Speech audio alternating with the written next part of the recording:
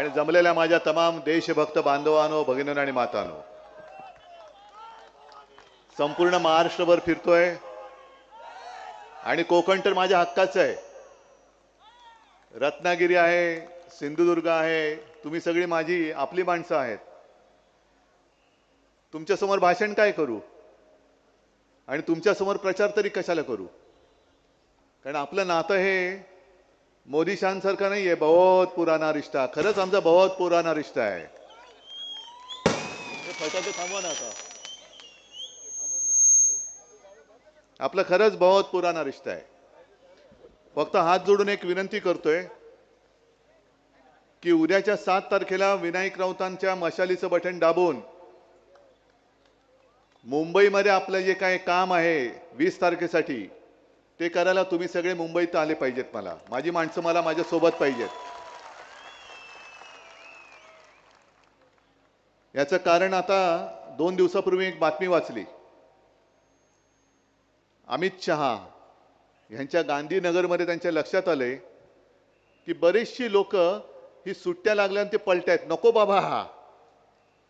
म्हणून मग त्यांनी काय केलं, टूर ऑपरेटर्सना एक विनंती केली. अमित शहानी विनंती केली कि बाकी सब ठीक है ना, ईडी वीडी कुछ आए नहीं ना आपके पास. आणि त्यांना सांगितलं की जरा तुम्ही तुमच्या टूर्स या रद्द करा अशी विनंती केली आणि त्यांनी टूर्स रद्द केल्या. असो, तो त्यांचा भाग आहे. आज मी कोकणात येणार म्हटल्यानंतर कोणीतरी मला धमकी दिली. आता आपल्यामध्ये मराठीत काही म्हणी आहेत. आता त्या म्हणी मी काही केलेल्या नाहीत आणि तुम्ही पण केलेल्या नाहीत. त्याच्यामुळे म्हणीतली नावं ही मी तर काही ठरवलेली नाहीये. पण एक म्हण अशी आहे, शुभ बोल रे नार्या. आता मी येतो म्हटल्यानंतर कसे येतात बघतो, मी येऊन उभा आहे, परत कसे जातात बघतो.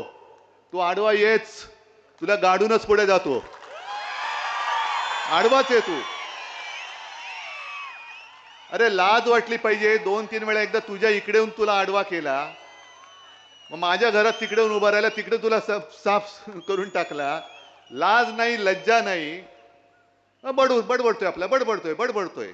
म्हणून म्हटलं शुभ बोल रे नार्या. आता नाव मी काही ठेवलेलं नाही. तसं पाहिलं तर एक 4 दिवसापूर्वी मी रत्नागिरी तिकडे येऊन गेलो होतो कोकणात. आता म्हटलं 4 दिवसांनी परत येऊन बोलायचं काय. पण देव आपल्यावरती किती देवाचे आशीर्वाद आहेत बघा. आजच रत्नागिरीमध्ये जे आपल्याला नकली म्हणतात त्या बेअकली जनता पक्षाचे एक नेते येऊन तिकडे पचकून गेले. बेअकली जनता पार्टी म्हणजे शिवसेनेला नकली म्हणतात ते बेअकली असतील, नाही तर दुसरं काय. पुन्हा एकदा चॅनलला सांगतोय, बेअकली जनता पार्टी. आज हा नवीन शब्द दिलाय, कारण आजपर्यंत मी भेकड जनता पार्टी म्हणत होतो, काही लाज वाटायला तयार नाही. भाकड म्हणत होतो, काय लाज वाटत नाही. कमळाबाई म्हटलं, आता बेअकली म्हणतोय. आता बची किती बाराखडी म्हणायची यांच्यासाठी. याच्या बाराखड्या म्हणजे येतात मला, पण थोडं शांत संयमी असं माझ्यावरती शिक्का बसल्यामुळे मी बोलू शकत नाही. आता हे बेअकली जनता पक्षाचे जे सरदार आहेत ते येऊन गेले तिकडे आणि मला काही गोष्टीत आव्हान देऊन गेले. हिम्मत असेल तर त्याच्यावर बोला, हिम्मत असेल तर त्याच्यावर बोला. अहो अमित शहाजी, तुमच्यात जर का हिम्मत असेल तर जनतेच्या प्रश्नावरती बोला. 10 वर्ष तुम्ही तिकडे अंडी उभवत बसलाय. कोंबडी चोर बरोबर घेतला तरी अजून अंड्यात पिल्लू का नाही बाहेर येत, त्याच्यावरती बोला. नुसतं आपलं उभवतंय आपलं. अहो तुमच्यापेक्षा खरंच कोंबडं बरं. अंड उभवलं तर पिल्लू तरी येतं. तुम्ही 10 वर्ष खुर्च्या उभवताय तरी त्यातनं काही बाहेर पडत नाही. ढेकणं झाली असतील खुर्चीमध्ये तरी लाज नाही. जणू काय राम मंदिर यांनी बांधलं. राम मंदिर बांधलं, चांगलं केलं की वाईट केलं. अहो चांगलंच केलं, पण जेव्हा तुमची हिंमत नव्हती तेव्हा शिवसेनेने पुढाकार घेतला होता. बाळासाहेबांबद्दल बोलताना काल मोदी पण म्हणला नाही. बाळासाहेब हे म्हणाले, बाळासाहेब काय तुमच्या वर्गात होते? बाळासाहेब काय? हिंदू हृदय सम्राट म्हणा. हिंदू हृदय सम्राट शिवसेना प्रमुख बाळासाहेब ठाकरे बोला तुम्ही. हिंदू हृदय सम्राट बोलायला तुमची जीभ अडखळत असेल तर त्या जिभेला सरळ कसं करायचं ही माझी कोकणातली नव्हे संपूर्ण देशातली जनता जाणते. पण राम मंदिर वरती बोलतोच ना, राम मंदिर आम्ही तुम्हाला पाठिंबा दिला. मी मुख्यमंत्री होण्याच्या आधी सुद्धा गेलो होतो, मुख्यमंत्री झाल्यानंतर सुद्धा गेलो. आणि तुमच्यासारखं तुम्ही काढाल तो मुहूर्त हे नाही आम्हाला पटत. आम्ही म्हणू जेव्हा आमच्याकडे आम्हाला वाटेल राम आम्हाला दर्शनाला बोलवतोय उठून आणि जाऊ. 2 वेळा गेलोच. पण मी जाऊन आलो, तुम्ही अजून भवानी मातेच्या मंदिरात का नाही गेला? जय भवानी, जय शिवाजी जरा द्या एकदा घोषणा.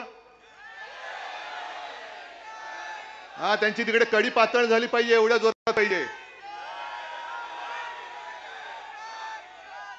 मला आव्हान देते हिंदुत्वावरती. अहो, जेव्हा तुम्ही तिकडे शंकराचार्यानं न घेता भ्रष्टाचाराने घेऊन बसला होता बाजूला, 22 जानेवारी मी तमाम शिवसैनिकांना घेऊन कुठे गेलो होतो? नाशिकच्या काळाराम मंदिरामध्ये. त्या काळाराम मंदिराचा इतिहास माहितीये का अमित शहाजी? इतिहास बघा काय आहे. त्या काळाराम मंदिरासाठी ज्या डॉक्टर बाबासाहेब आंबेडकरांनी लिहिलेली घटना तुम्ही बदलायला निघाला आहात, त्या डॉक्टर बाबासाहेब आंबेडकरांनी हा राम माझा सुद्धा आहे, या मंदिरात जाण्याचा हक्क माझा सुद्धा आहे म्हणून आंदोलन करून ते मंदिरात गेले होते. आणि अमित शहाजी तेव्हा सुद्धा तुमच्यासारखे बुरसटलेले गोमूत्रधारी त्यांना विरोध करत होते. मग मी उघडतो, यांचं हिंदुत्व हे गोमूत्रधारी हिंदुत्व आहे. आमचं हिंदुत्व हे सुधारणावादी हिंदुत्व आहे. आमचं हिंदुत्व हे देवळात घंटा बडवणारं नाहीये, अतिरेक्यांना बडवणारं हिंदुत्व आहे. तुम्ही काय तुमच्याकडनं शिकायचं? तुम्ही काळाराम मंदिराचं महत्व तुम्हाला माहिती नसेल. माहिती नसताना मी जाईन म्हटल्याबरोबर मोदी गेले होते तिकडे झाडलोट करायला. नाही, फोटो आले होते की नाही तुम्ही सांगा. आणि आज तुम्ही आमच्यावरती म्हणजे काय सगळं व्यवस्थित चाललंय तर फक्त काड्या घालायच्या, फक्त काड्या घालायच्या. विधानसभेत बोललोय मुख्यमंत्री असताना, तुम्ही काढा पुरावा आणि ऐका. पण सावरकरांवरती मला बोलायला सांगताय. मग अमित शहाजी तुम्ही श्यामाप्रसाद मुखर्जींवरती बोला, कारण कोणालाच माहिती नाहीये श्यामाप्रसाद मुखर्जी म्हणजे ज्यांनी जनसंघ स्थापन केला, म्हणजे राजकारणातले बाप यांचे.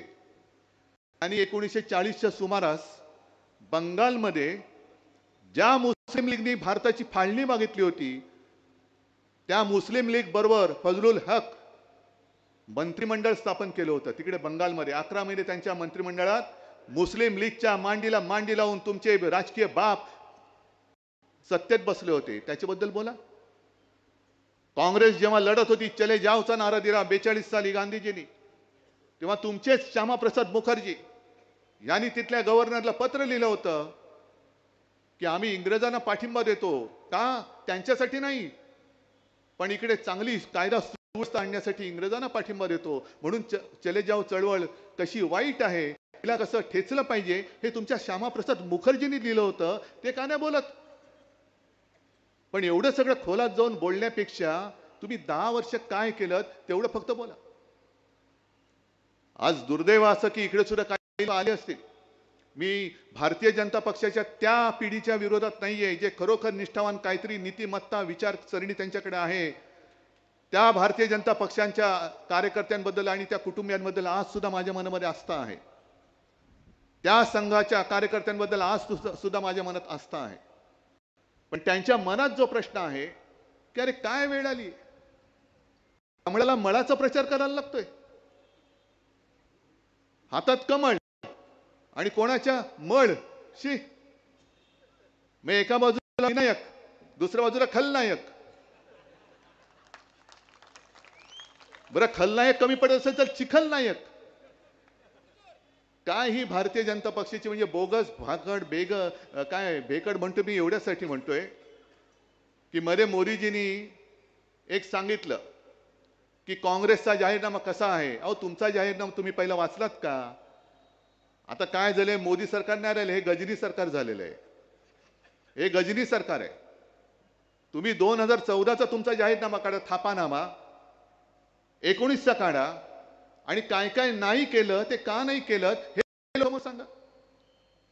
पण मोदी आता काय देशाचे प्रश्न विसरून गेलेत आणि मग काँग्रेस काय करणार? ज्यांची मुलं जास्त आहेत त्यांना तुमची संपत्ती काढून देणार. अहो तुम्हाला राजकारणात मुलं नाही होत, आम्ही काय करू शकतो? आमचा काय दोष आहे? म्हणून आमची मुलं तुम्हाला कडेवर घ्यावी लागतात. पण ते करताना भाजपचं काय झालंय? ती कचरा उचलण्याची गाडी येते ना गावात, कचरा जो आपण घराबाहेर टाकतो तो कचरा उचलतात, गाडीत टाकतात. आणि आता निवडणुकीमध्ये असं मी कुठे पाहिलेलंच नव्हतं, ते पहिल्या प्रथम बघतोय, कचऱ्याचं प्रदर्शन लावलंय. सगळे कचरे. ज्याला बाळासाहेबांनी गेट आउट सांगितलं होतं हाच तो तुमचा इथला उमेदवार आहे. हीच मस्ती होती त्यावेळेला. तुला बघून घेतो, तुझं अमुक करून घेतो. काय घेतोस तू? जा घे, काय करायचं कर, गेट आउट. आणि कोणाला धमक्या देतोस? या धमक्यांना कोकणवासियांनी कधीच गाडून टाकलेलं आहे. तो काळ तुम्ही आठवा. 2005 पर्यंत यांची मस्ती होती आणि ती पोटनिवडणूक संपूर्ण दहशतीच्या एक सावट होतं. मी स्वतः इकडे 8-10 दिवस राहिलो होतो. गाव वाड्या वस्त्या पाड्यांमध्ये जात होतो आणि तिथली सगळी कोकणवासी म्हणजे तुमच्यापैकीच काही लोक मला आजही आठवते. मी गाडीत बसल्यानंतर धावत आले आणि मला सांगितलं, उद्धवजी एक काम करा, आम्ही सगळे तुमच्या बरोबर होतो, पण इकडे ना कोणतरी लढणारा माणूस द्या. बघा तुम्ही आज गेलात ना, तो उद्या हे काय करतील सांगता येत नाही. आमची मुलं बाळं मुली यांना इकडनं यावं जावं लागतं, हे काय करतील हे सांगता येत नाही. मग त्याच्यानंतर वैभव उभा राहिला, विनायक उभे राहिले, तुम्ही त्याच्यासोबत उभे राहिलात, सगळी माझी मंडळी सतीश वगैरे सगळे, संदेश आहेत, सगळे उभे राहिले. आणि ती जी एक मालिका होती मग ती श्रीधर नायकांपासून सुरू झाली होती. सत्यविजय भिसे, आमचा रमेश गोवेकर असा एक दिवस गायब, अंकुश राणे, ही सगळी मालिका तुम्हाला माहिती आहे. कसं कसं घडलं, हत्या झाली, पळवला गेलाय, कोणी पळवलं तेच माहिती नाही. असं होऊ शकतं काय? भुताटकी आहे? आणि अमित शहाना हे काय माहिती नाही? आता राणेला मत म्हणजे मोदींना मत असं म्हणत असतील तर ह्या गुंडगिरीला मत म्हणजे मोदींना मत असं तुम्हाला म्हणायचंय? या हत्या झाल्या कशा? आहेत ना तुमच्याकडे, केंद्रीय गृहमंत्री आहात तुम्ही. मग या हत्यांचा शोध तुम्ही लावा ना, पण मिळणारच नाही, धागेदोरी मिळणार नाही. कारण जो जो तुमच्या भाजपात आला तो तुमच्या वॉशिंग मशीन मध्ये धुवून चकाचक झाला असं तुम्हाला जरी वाटत असेल तरी जनतेच्या डोळ्यामध्ये त्यांनी केलेली पाप ही आज सुद्धा कायम आहेत. आज सुद्धा कायम आहे. आणि इथल्या उमेदवाराला सुद्धा त्यांच्या सांगतोय की उगाच काहीतरी वाटेल ते बडबडू नको. आणि मी तुम्हाला सगळ्या कोकणवासियांना आवाहन करतोय, म्हणजे विनंती करतोय, उमेदवार निवडायचा ना, ठीक आहे. मी आता सध्या म्हणतोय विनायक राऊतांचा आत्ता विचार न करता मी तुम्हाला सांगतोय ते करा आणि मग तुम्ही मत द्या. तुम्ही विनायक राऊतांची 10 वर्षातली संसदेतली भाषणं काढा, ती त्याचे व्हिडिओ लावा आणि ह्यांनी केरळच्या प्रश्नाला कर्नाटकाचं उत्तर कसं दिलंय ते तुम्ही बघा. नुसतं मला पाहिजे मला पाहिजे, मी आणि हम मैं और हमारे दो, काय कुठली आहे बरे? ज्या घराणेशाहीच्या विरुद्ध मोदी बोलतायत त्यांना शिवसेना प्रमुखांची घराणेशाही नकोय. मी तर म्हणतो मी आहेच, मी घराण्याचा वारसच आहे, अभिमानाने सांगतो मी. आणि अमित शहा आज बोललेत, अहो तुमच्या सर्टिफिकेटची गरज नाहीये, हे फालतू नकली सर्टिफिकेट मला नकोय, गरज नाही, फेकून देतो मी गटारात. ते की उद्धव ठाकरे बाळासाहेबांचा मुलगा आहे, हे का तुमच्या वडिलांकडनं मी विचारून घेऊ? मी तर अभिमानाने सांगतोय. पण अमितजी, मी माझ्या वडिलांचं नाव लावतो ना तसं तुम्ही लावा. माझ्या वडिलांचं नाव लावून मतं नका मागू. तुम्हाला माझी माणसं चोरावी लागतायत, तुम्हाला माझे वडील चोरावे लागतायत. काय हो, तुम्हाला तुमच्या वडिलांचं नाव नाही, तुमच्या वडिलांचं कर्तृत्व नाही? मग लावा ना, तुमचं पूर्ण नाव लावा आणि या लोकांसमोर मी माझं पूर्ण शिवसेना उद्धव बाळासाहेब ठाकरे लावून पुढे आलेलो आहे. तसं तुम्ही अमित शहा, नरेंद्र मोदीजी तुम्ही नाव लाया आणि या.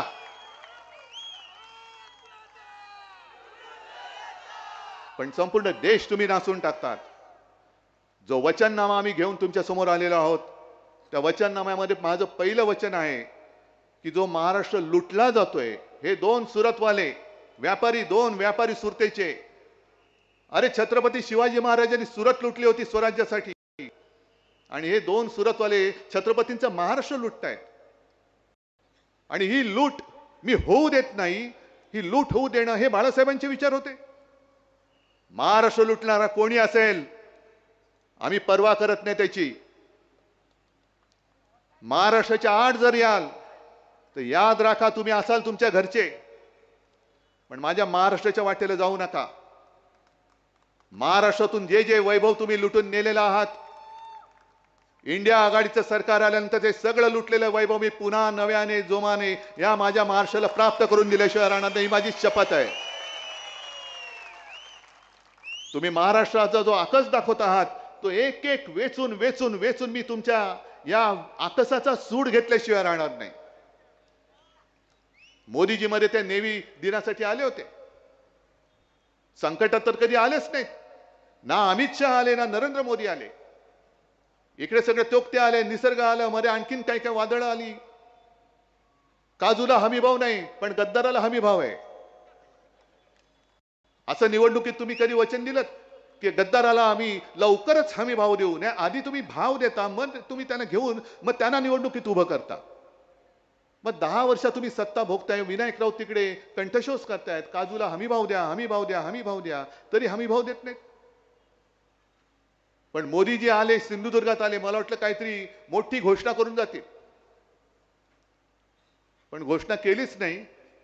माझ्या सिंधुदुर्गात येणारा पाणबुडी पर्यटन प्रकल्प हे गुजरातला घेऊन गेले. म्हणजे यांना आता कधी कोणी बोलवण्याचं धाडस नाही करणार.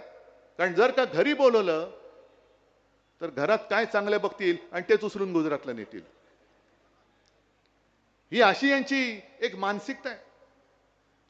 ज्या ज्या काही गोष्टी येणार होत्या, बल्क ड्रग पार्क येणार होता, मेडिकल डिव्हाइस पार्क येणार होता, टेस्ला तर आता येईल असं वाटतच नाही. कदाचित यांचं सरकार जाण्याची ते टेस्लावाले वाट बघतायत की यांची 4 जूनला होऊ दे, मग मी 5 जूनला येतो देशामध्ये.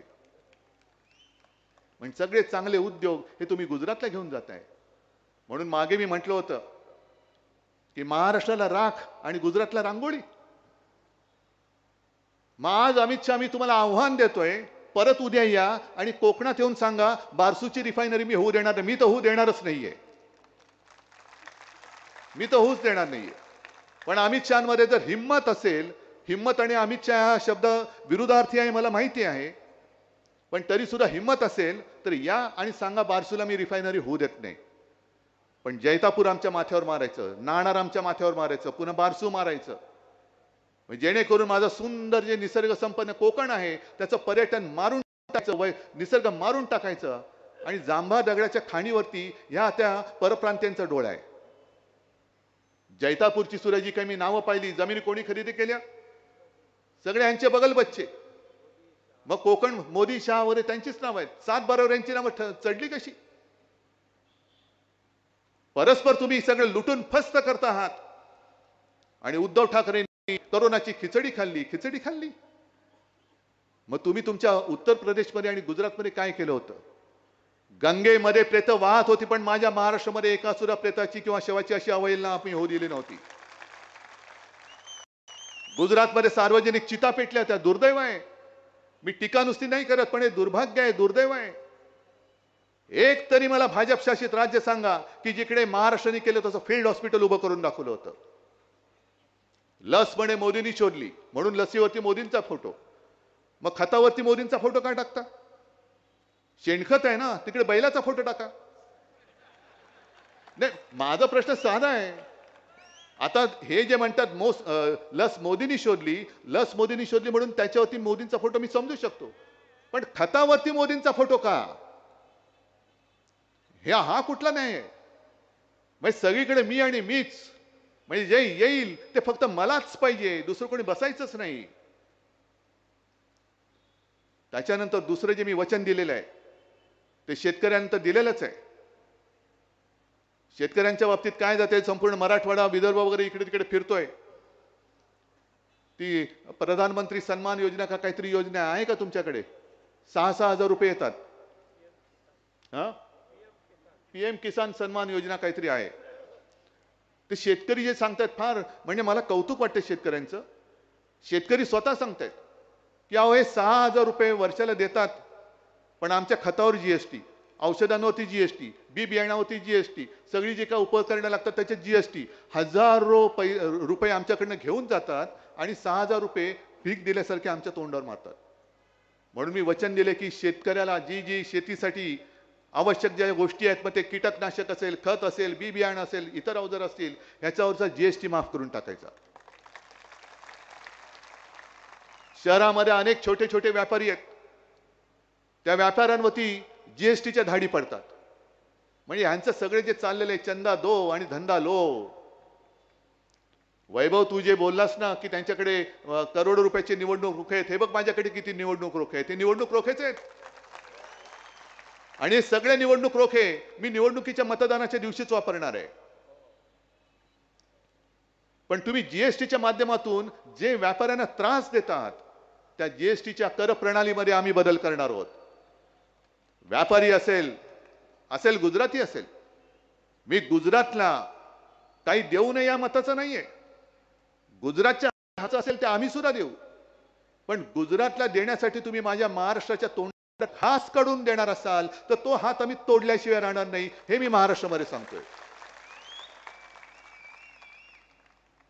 मी मुख्यमंत्री असताना इथल्या विमानतळाच्या उद्घाटनाला आलो होतो, चिपी, आणि बसले होते सूक्ष्म आणि लघु. खरं म्हणजे आनंदाचा दिवस. जे मी बोललो ना, शुभ बोल रे नार्या, अरे कोकणासाठी, जगासाठी कोकणाचे दरवाजे उघडतायत. तो विमानतळ आजपर्यंत नुसता होणार होणार होणार, आपण तिकडे रेटा लावला आणि तो विमानतळ करून घेतला, पण तिकडे सुद्धा असंच काहीतरी वेडवागडं बोलून घेते, मग काढली होती थोडीशी तिकडे. पण तो विमानतळ आज चालू आहे का बंद आहे?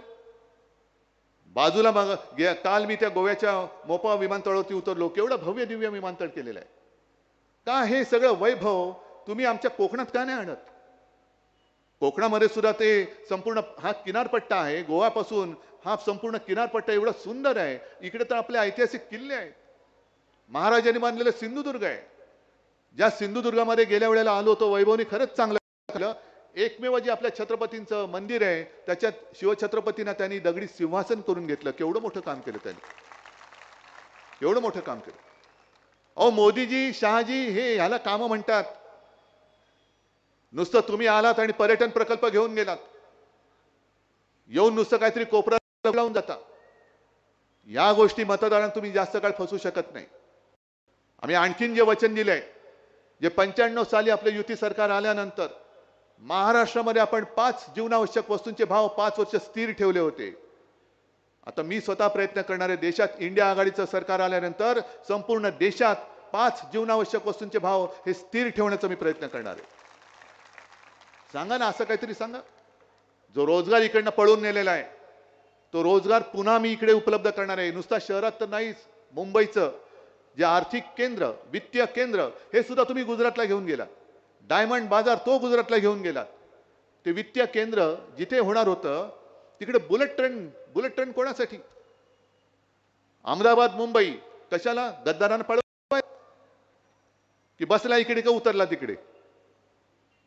त्या बुलेट ट्रेनच्या जागी होणारं वित्तीय केंद्र सुद्धा इंडिया आघाडीचं सरकार आणल्यानंतर मी माझ्या महाराष्ट्रामध्ये मुंबईत आणि मुंबईच्या आजूबाजूच्या परिसरात आणेन, पण माझ्या मी महाराष्ट्रात परत आणेन. ग्रामीण भागामध्ये सुद्धा जे लोक ते मुलं मुली शिकतायत, त्यांना त्यांच्या गावागावात, जिल्ह्यात, अगदी गावागावात, खेड्यापाड्यात नसलं तरी किमान जिल्ह्यात रोजगाराची संधी उपलब्ध करून द्यायचा माझा विचार आहे. आणि मला तोही दिवस आठवतोय जेव्हा वैभव, तू सिंहासारखा यांच्या अंगावरती चालून गेला होता, भेकडाने तुझ्यावरती हल्ला केला होता, त्याच्यात एक शिवसैनिक जखमी झाला होता. मी आलो होतो दुसऱ्या दिवशी. रुपेश.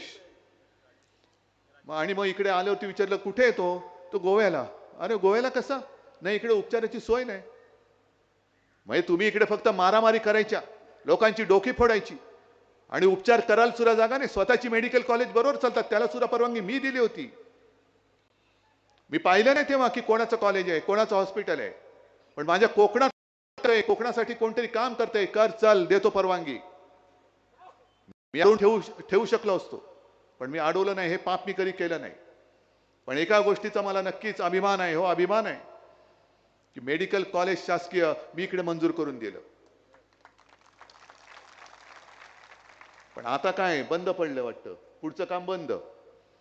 कार्डियक लॅब सुद्धा इकडची इकडे नको, कारण नाही तर आपलं कसं चालणार, म्हणून ती पाठवून दिली कोल्हापूरला. कोल्हापूरला पण झाली पाहिजे, पण माझ्या सिंधुदुर्गात सुद्धा मी करून दिल्याशिवाय राहणार नाही. कुठे नेली? कोल्हापूर ना, तेच इथून हलवली त्यांनी. कार्डियक लॅब तुम्ही हलवता, तुमच्या धंद्या आरोग्याची सेवा हा धंदा करता तुम्ही.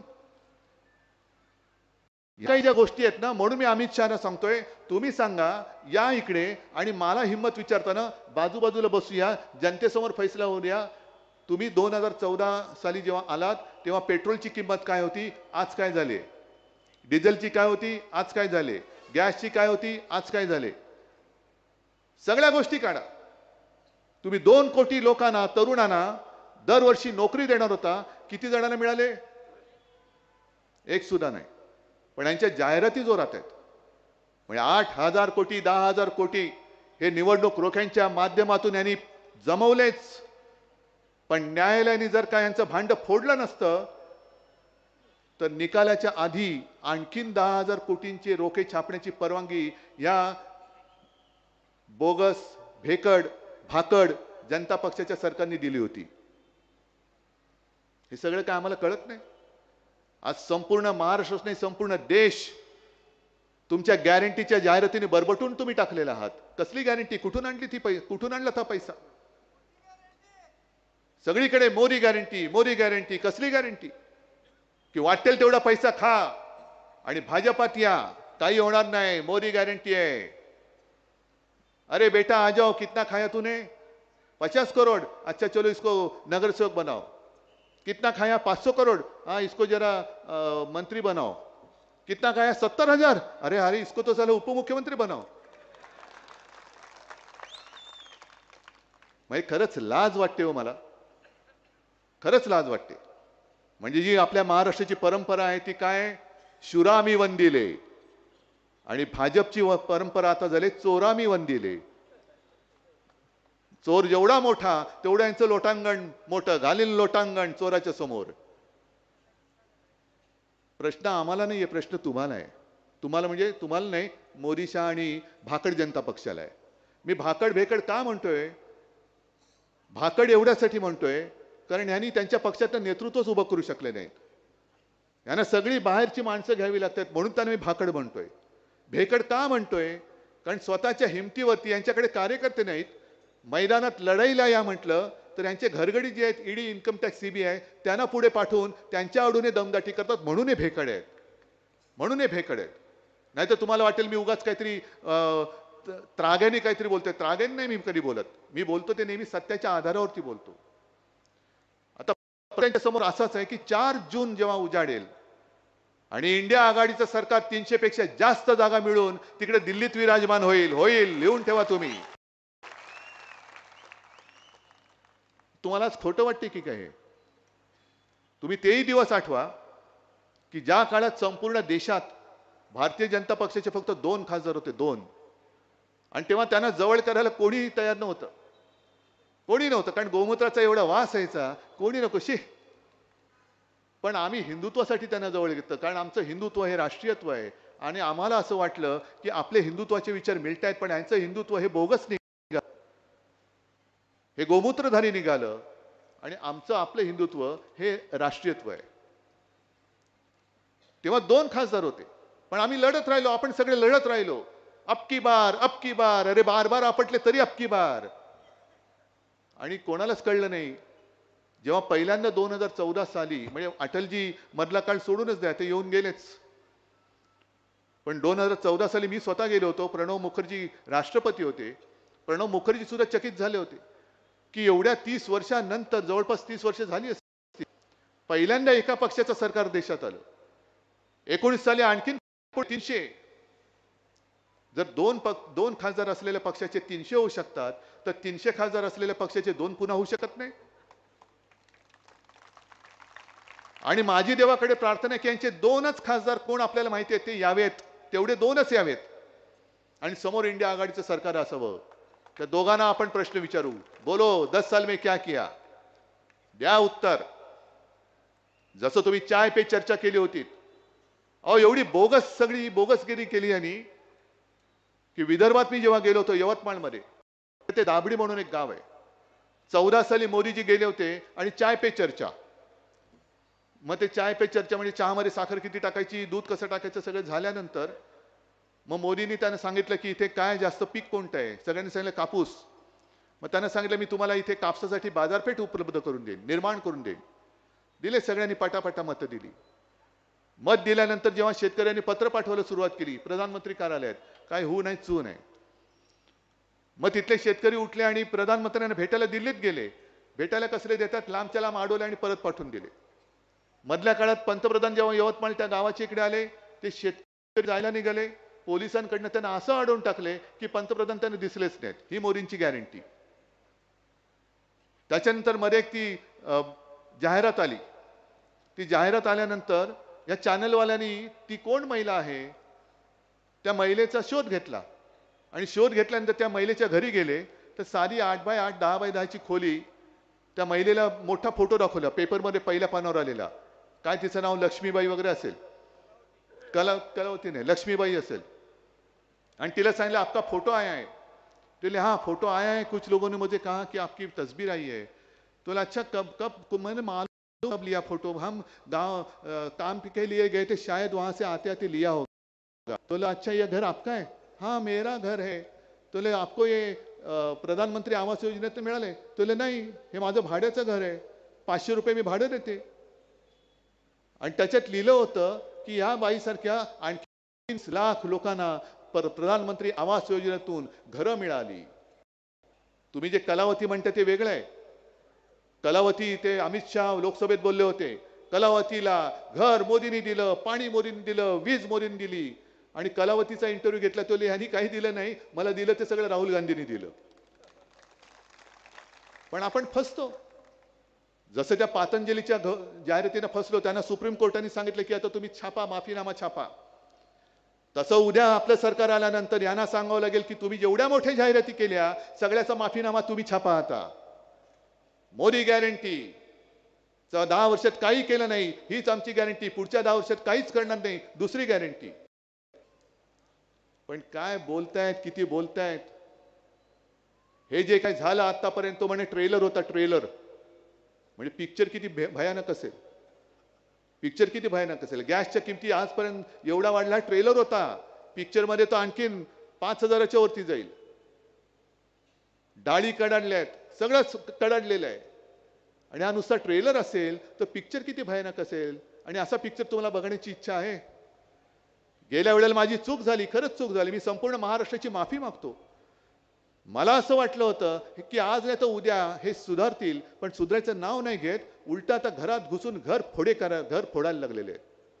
घर फोडतायत, कुटुंब फोडतायत, कुटुंब बदनाम करून टाकतायत. आणि सगळे महाराष्ट्राच्या बाहेरून आलेल्यांचे चेले चपाटे, यांना लाज नाही, लज्जा नाही. स्वतःचे व्हिडिओ बाहेर आल्यानंतर हे दुसऱ्यांची बदनामी करतायत. आणि बदनाम केल्यानंतर स्वतःच्या पक्षात घेऊन हे तुम्हाला त्यांचे प्रतिनिधी, ह्यांना मत म्हणजे मोदींना मत. किती वाईट प्रकाराने हे सगळं चाललेलं आहे. त्या सुधीर मुनगंटीवारांचं एक ते भाष्य त्यांनी त्यांच्या प्रचाराच्या सभेत मोदींच्या व्यासपीठावर, मोदी असतील नसतील मी बघितलं नाही, पण आपण रक्षाबंधन, भाऊबीज, बहीण भावाचं नातं किती पवित्र मानतो. मोदीने आमच्या गद्दार त्या ताईकडनं राखी बांधून घेतली होती. नंतर त्या राखीचं काय झालं माहित नाही, कारण तिकीटच कट केलं.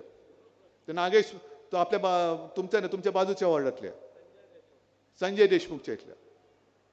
पण त्या मुनगंटीवाराने, तुम्ही व्हिडिओ तर जरूर बघा, बहीण भावाच्या नात्यावरती एवढं विकृत बिभत्स जी या भाकड बेअक्कली जनता पक्षाची मानसिकता आहे ती त्या सुधीर मुनगंटीवारांच्या तोंडातून बाहेर पडले. मुद्दामून बघा. आणि अशी मानसिकता असलेली माणसं ही आपल्या देशाची राज्य करते. हे देशाला नव्हे जगाला आपल्याला नाव सांगायला लाज वाटायला पाहिजे. आपण ही अशी सगळी मानसिकतेची माणसं सडलेली कुजलेली.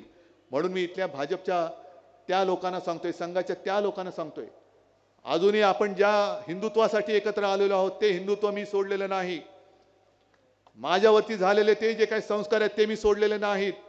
आणि मला असं वाटतं आपण आलो होतो तर त्या हिंदुत्वासाठी एकत्र आलो होतो, यांच्या या हिंदुत्वासाठी नाही. हे सगळं हडप हडप हडप मी आणि मीच म्हणजे मी 14 साली पंतप्रधान झालो, 19ला पण होणार, 24ला होणार, 47ला होणार. अरे बाबा थांब, कुठेतरी ब्रेक मार, आपटशील कुठेतरी. तर त्यांना सुद्धा सांगतोय की हे जे काही संकट आहे, हुकुमशाहीचं जे संकट आहे, हे संकट केवळ आमच्यावरती नाही, तुमच्यावरती सुद्धा आहे.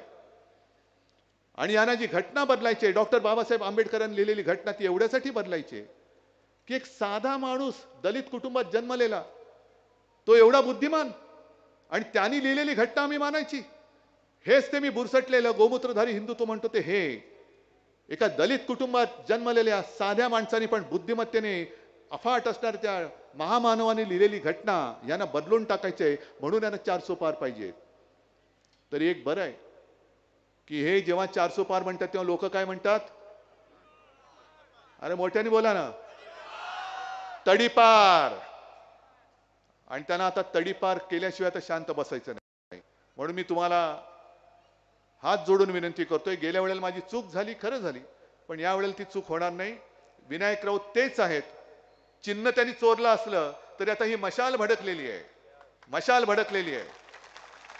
धनुष्यबाण तुम्ही चोरला असाल, पण त्यांनी दुसरा जो एक कट केला की शिवसेना आणि कोकण, शिवसेना आणि सिंधुदुर्ग हे घट्ट असलेलं नातं त्यांनी इथून धनुष्यबाणच गायब करून शिवसेना तुमच्या मनातनं, हृदयातनं काढण्याचा प्रयत्न करतात. मान्य आहे तुम्हाला? आजपर्यंत आम्ही तुम्हाला साथ दिली, आजपर्यंत आम्ही तुमचं कमळ हातात धरलं होतं, तेव्हा सुखावलात. मशालीची धग काय असते ते बघा. आणि ती मशालीची धग जरा मला इथे सुद्धा बघायची. तुमच्या मनात जर मशाली पेटलेल्या असतील तर काल मी कोल्हापूरमध्ये सांगितलं तेच करतो. मोबाईलचे टॉर्च जरा ऑन करून दाखवा, मशाली दाखवा, आणि ते गाणं लाव, मुद्दाम लाव, जय भवानी जय शिवाजी, आम्ही बोलणार. बघा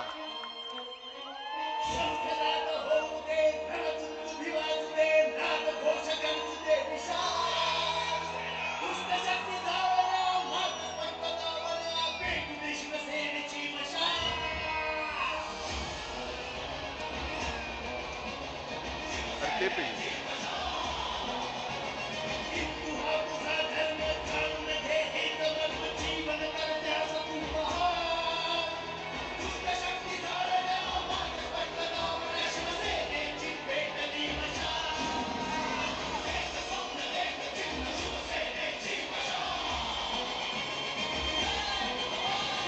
शिवसेना उद्धव बाळासाहेब ठाकरे यांचं चिन्ह मशालच निवडा.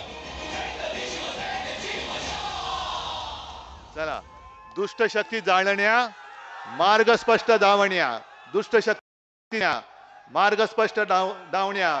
आता आमची पेटली आहे मशाल, आणि हा महाराष्ट्र शाहू फुले आंबेडकरांचा आहे, शहा मोदी अदानीचा नाही. जय हिंद, जय महाराष्ट्र. टाइम्स डिजिटलला लाईक करा, सबस्क्राईब करा, शेअर करा आणि बेल आयकॉन दाबायला विसरू नका. पाहत रहा टाइम्स डिजिटल.